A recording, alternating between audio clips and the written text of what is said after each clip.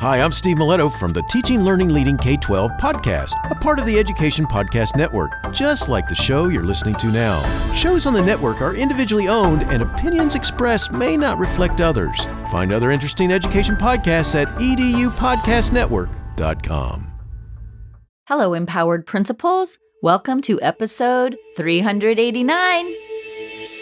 Welcome to the Empowered Principal Podcast, a not-so-typical educational resource that will teach you how to gain control of your career and get emotionally fit to lead your school and your life with joy by refining your most powerful tool, your mind. Here's your host, Certified Life Coach, Angela Kelly. Hello, my Empowered Principals. Happy Tuesday. Welcome to the podcast. How are you doing in this beautiful month of June? Now, I'm going to just dive right in because we're going to talk about the elephant in the room. Test scores, bum, bum, bum. Test scores are rolling in, folks.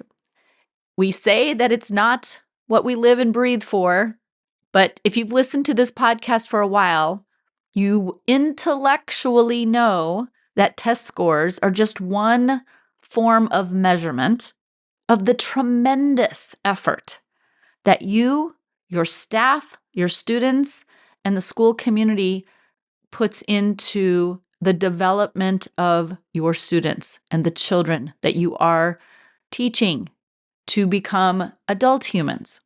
Yet, if you think about the pulse of the school year, the rhythm, the seasons of the school year, at the very core of the heartbeat is the test and the test scores. So when this time of year rolls around, naturally, your mind cannot help but focus on what the scores are going to be. Are they going to be good or are they going to be bad? And what this score is going to mean for you, for your teachers, for students, for your school community, for the district. It's nearly impossible not to imagine how the test scores will be interpreted. Your brain just goes there. And we think about the impact of the interpretation of that score. So if you dig down as to why we are so attached to test scores, it's what we personally make them mean about us. Good leader, bad leader. Did my job, didn't do my job. Succeeded, failed. We think about our teachers. Good teachers, bad teachers. Successful, fail. Did their job, didn't do their job. We think about the students. They tuned in or they didn't. They put effort into the test or they didn't. They put effort into learning or they didn't. They made success, they made progress, or they didn't. And then we think about what it means for the school at large. Is my school going to be perceived by the parents, the school community, the district, the school boards, the county, the feds, the state? What is everybody going to think about me, my staff, my students, my school? And what are they going to do in reaction to the score? And it feels very scary because in some cases, there are actions that people decide to take based on test scores that don't feel good for us, for our staff, for our students, for our district. And we feel very attached to all of this.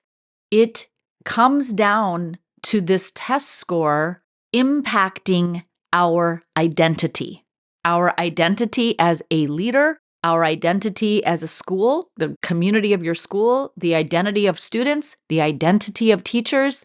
The district has a stake in the game because it's about the identity of the district administrators and the name of the district, the brand of the district, how people interpret the quality of your district and of your school, right? Even down to the individual teacher.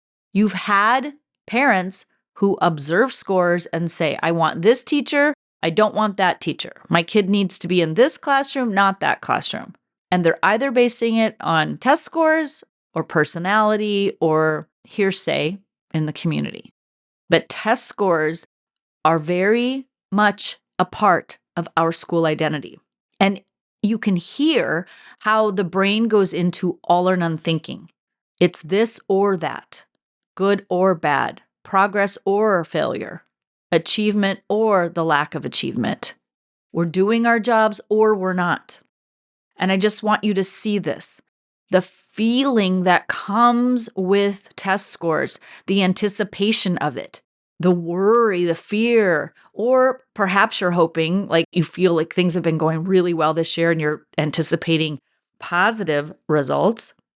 But many of us are so afraid of the negative results that we think about what's going to happen if the test scores drop. What are we going to do if? What will people say if? What will my boss do if? What will the district do if? What will the school board do if? And we spend so much energy in wondering. I want you to think about this. There is a hairline fracture between success and fail when we're in all or none thinking. There is no land of and in the way that our brain wants to interpret test scores. There's no wiggle room. So why is that? And there is a reason for this. And it's a true reason. It's a factual reason why our brain is anticipating doom and gloom. And that is because the test that we take is a one and done measurement. So it is true that you either received this score or that score for this particular test. It's just like in sports. You either made more points or less points than the other team for that particular game. So it's a win or a loss. And I want you to see something. Let's zone back out. Let's use the sport analogy and zone out. As in sports, while you might win or lose one game in the season or one game in the series, a particular game, there is no one game or one score that defines any of the players in that game. Now, I'm a California girl, so Steph Curry of the Golden State Warriors, he is not defined by one game that he and his team lost. He's not even defined by his one best game. Steph Curry is not the identity of one game, of any of his seasons in basketball. He's not defined by one score. The person of who he is, the sports genius, the sports magic that he is, who he is as a human being on the planet, and his talents and the hours that he must practice and the effort and passion he puts into the game, the one game doesn't define any of that. There's a whole human behind that one win or loss, but yet he looks at it and he feels the loss, he feels the disappointment, he feels the frustration, or he feels the discouragement. It's not that he's void of emotion because he's a great basketball player, but he doesn't let one game define him. That's not who he is. He feels the feelings, he studies, he practices, or he rests, whatever his body needs to do, to then show up the next day and be the best version of himself, regardless of the win or loss. And the whole world's talking about it. For anybody who loves basketball or anybody who follows them, they are talking about the loss. And the winners, the other team, they're talking about the win. So it is on the front page for a day or two or a week or until the next game.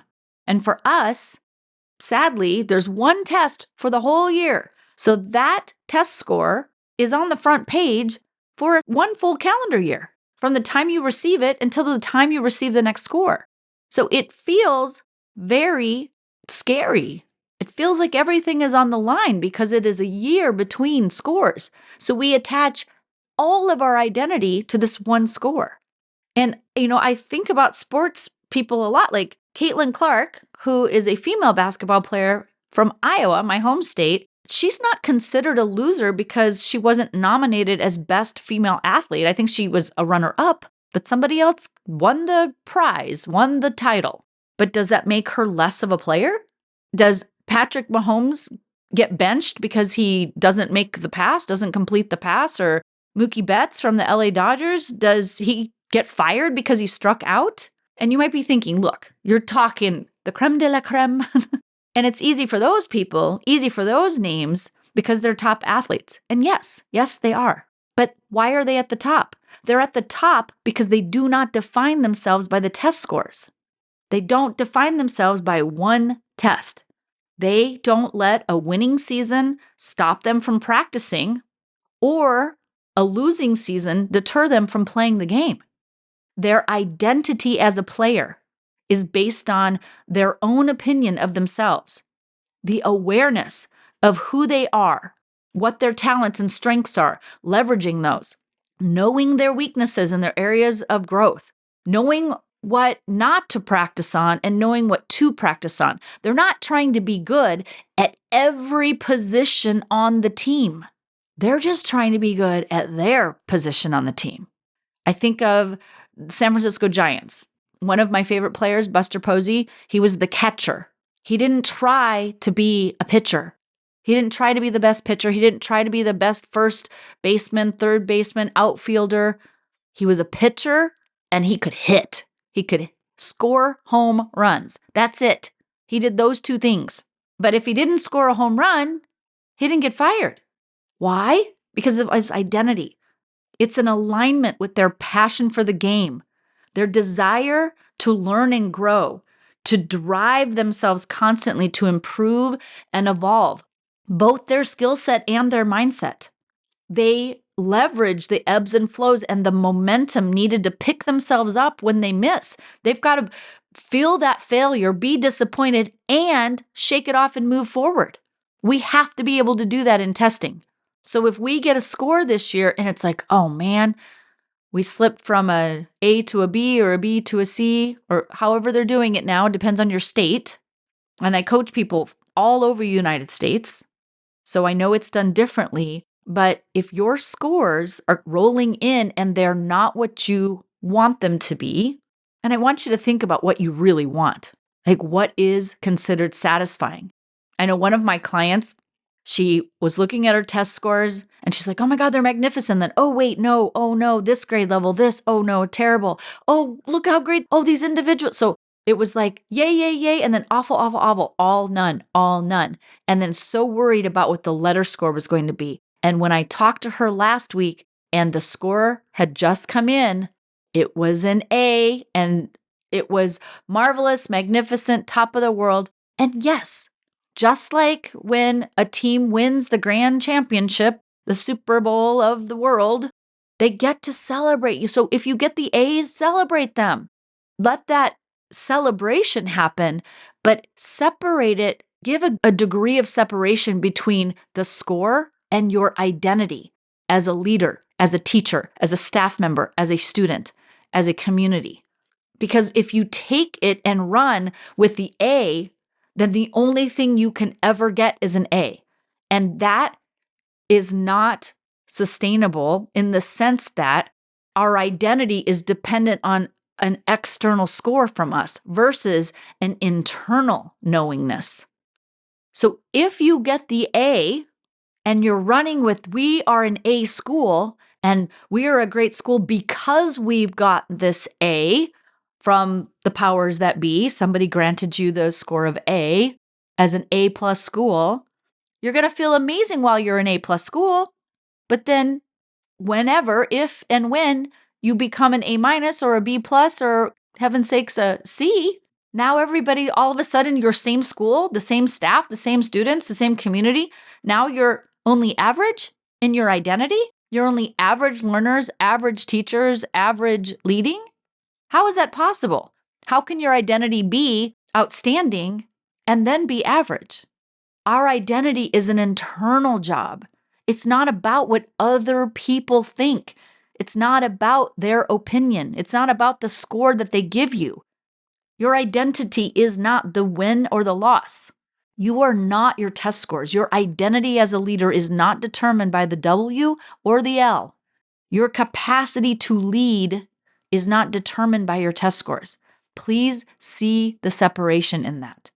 And I want to mention something about the urge you feel when it comes to the test scores. You know, the anticipation of wanting to know. So the kids are taking the test and you're like, I hope they're doing well. And remember back in the day when we were kids, we got juice and little snacks. They wanted to make sure your sugar levels were up back in the 70s and 80s, at least when I was a kid, right?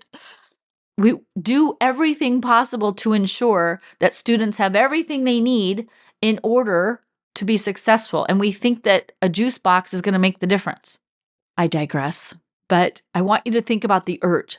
The urge to know your test scores, it feels a little bit like an addiction. I remember in college waiting for my final exam scores. And I've seen it in movies where the kids all run up to the bulletin board and they look for their score or they look to see if they made the team. You know, that anticipation, it's very urgent. And your brain is telling you, I need to know that score. It is urgent that I know. Why is it urgent? Why do I feel so compelled to know? So think this through. We have the urge to know, or we're like, I don't want to know, like, because we're anticipating or dreading it being a negative score, which means all of a sudden my identity is in the toilet, my school's identity is in the toilet, and I'm going to lose my job and I'm going to go live in a van down by the river. So there is the curiosity, that's for sure, but there's something behind that curiosity. And ask yourself, what are you curious about? What is the urge driving you? Why do you need to know the score? Why does it feel so compelling? And what happens once you know? And the way that I see it for myself and my clients is that we really want to know. Number one, we do want to see if our approach to teaching and learning this year was impactful, but that's not where our brain goes immediately when we see the score. We see the score, and the first thing we think of is identity. The W, the L. If we get the W, we get to have some relief, celebrate, acknowledge, and then hold our breath, praying to the powers that be that this never slips. We never slip again. Perfection is the solution, we think. What are we aiming for? We're aiming for the A. Why? Because of our attachment to our identity and the attachment that we give, the power and the weight that we give to the test score in relationship to our identity. So the reason we want to know that test score is we want to prepare.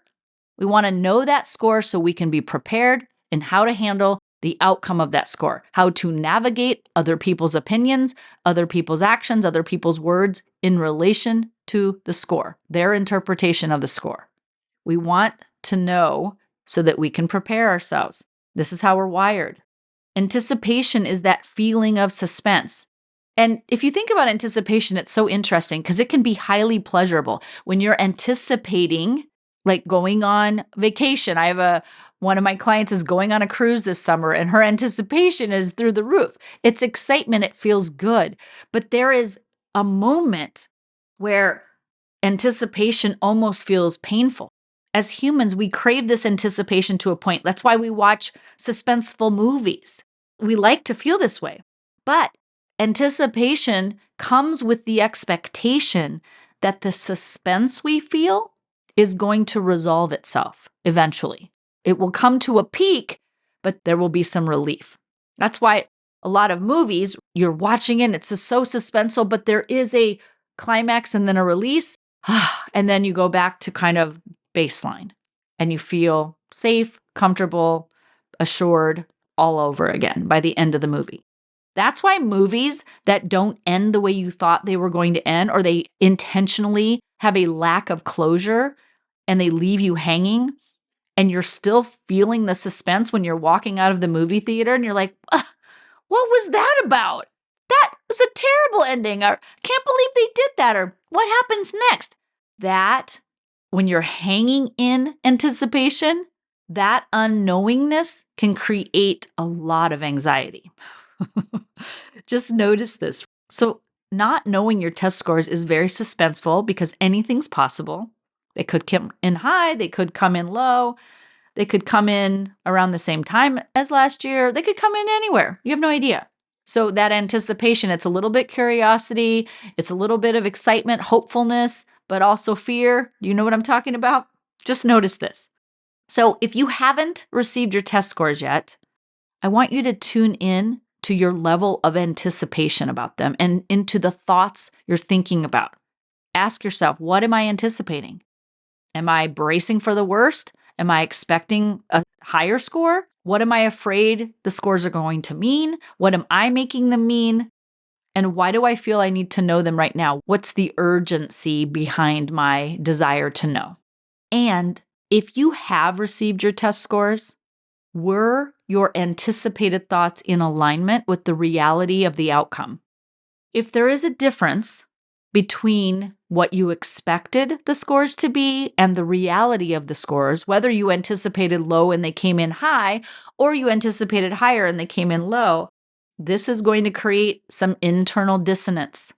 It's going to either be the dissonance of disappointment and fear, or the dissonance of astonishment and excitement. Like, how do we do that? How do the scores get so high? But do you see everything is teetering on the test score, the identity of us, staff, students, our future, depending on which way those scores land in relation to your expectations. So let me leave you with this. Your leadership, your teachers, your staff, your students, your community, your district, education at large for this matter, if we want to go very meta on this, is so much more than any one metric. You are not one test. Your students aren't one test. Their identity as a student, their ability to learn isn't reflected by the test score. It's reflected in their tenacity to show up to school every day. Are they curious? Are they engaged? Are they progressing as a human, mentally, emotionally, socially, physically developing? Intellectual, yes. Academic, of course. We want all of that for them. Your skill set as a leader is not the test. Your ability to hold space for people, to navigate relationships, to communicate, to lead with your heart, to uplift your community, to connect, to collaborate, to communicate, to have compassion, to lovingly work with people, empowering them, holding them up to the highest standard for themselves, allowing people to have voice and choice and to coach themselves up. None of that is captured in one data point. You can't measure a soul. You can't measure the heart and passion in your leadership drive and who you are and your identity. It's an internal job. It comes from within. So I want you to breathe. Feel those urges, allow those waves of anticipation, and remind yourself every step of the way, before the scores and after, I am not my test score. Who am I? I decide that. Your empowerment lies in your identity, and I invite you to consider that your identity is an empowered principle. Have a beautiful week. I will talk with you next week. Take great care of yourselves. Talk to you soon. Bye. Thanks for listening to this episode of the Empowered Principal Podcast. If you enjoyed this episode and want to learn more, please visit angelakellycoaching.com, where you can sign up for weekly updates and learn more about the tools that will help you become an emotionally fit school leader.